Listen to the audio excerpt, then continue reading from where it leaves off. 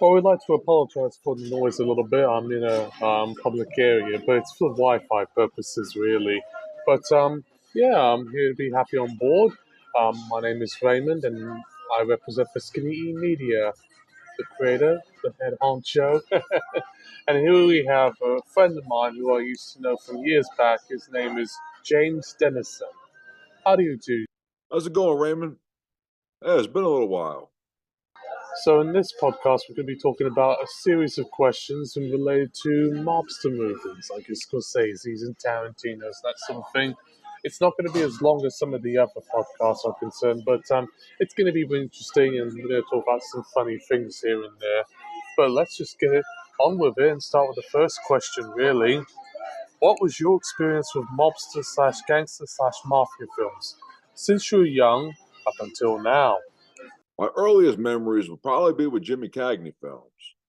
You know, like White Heat, Public Enemy, Each Dawn I Die. I would have to say that, as far as my earliest experience with them. Up until recently, I mean, you name it.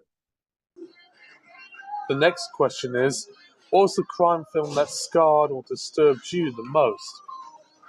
I don't want to say I was disturbed by anything, but if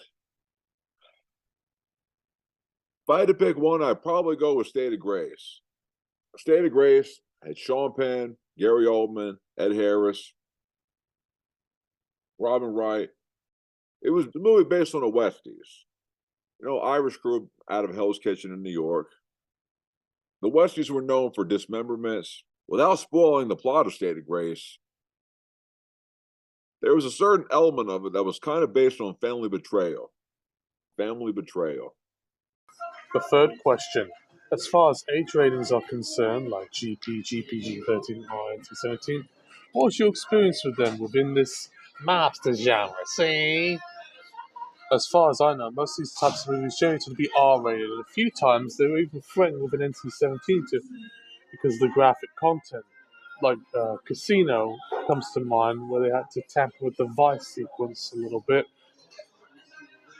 And then, as far as I'm concerned, at the lower level, the only sort of crime movie I can think of that's not like a Edward G. Robinson, Humphrey Bogart type of one is like A Mask. That's a superhero movie. That's PG-13. As far as ratings are concerned, G, PG, PG-13, R, NC-17, off the top of my head, the majority of what I watch would be R-rated for sure. No question about it. Do I think that is fair? Honestly, I have to say yes. Do I think the ratings are fair? Yes. What they show on television, that's another story. That's another story indeed. PG-13 films, as far as crime is concerned, yeah, they're kind of few and far between. I remember a while ago we talked about The Mask. Jim Carrey, Peter Green played kind of a mob element a little bit. I enjoyed that film very much. The fourth question, what do you wish the MPA did differently in regards to treating crime movies? Are they too harsh, or they're just about right? As far as the MPA goes, regarding how they treat crime films and whatnot, I think they're pretty right on the money. I'll be honest with you about that. And here comes the final question, really. Which crime film did you find so ridiculous that it cannot offend, really? Or, on the other hand, which film was the most controversial?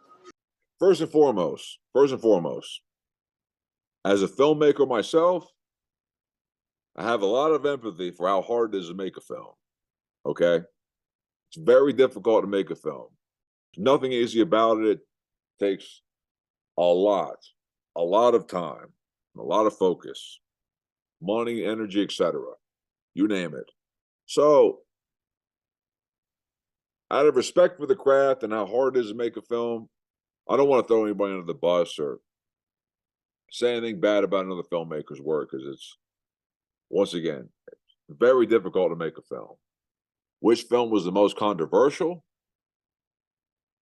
Well, there's only one film I can think of that resulted in bloodshed: The Content of American Me. American Me, without getting into what made it controversial, you can look that one up yourself, but yeah, look that one up yourself. I really don't want to get into that. It speaks for itself.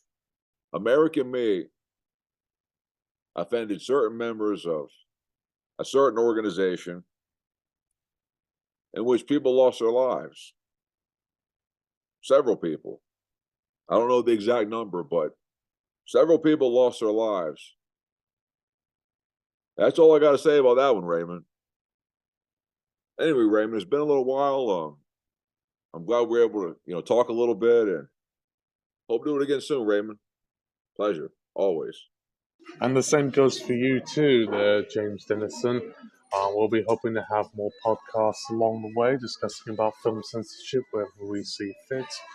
And in the meantime, I'm also here to promote my little project that I'll be doing with him. I do a few voiceover roles for a movie he's doing called Dino and Eddie, which I'm very excited to promote.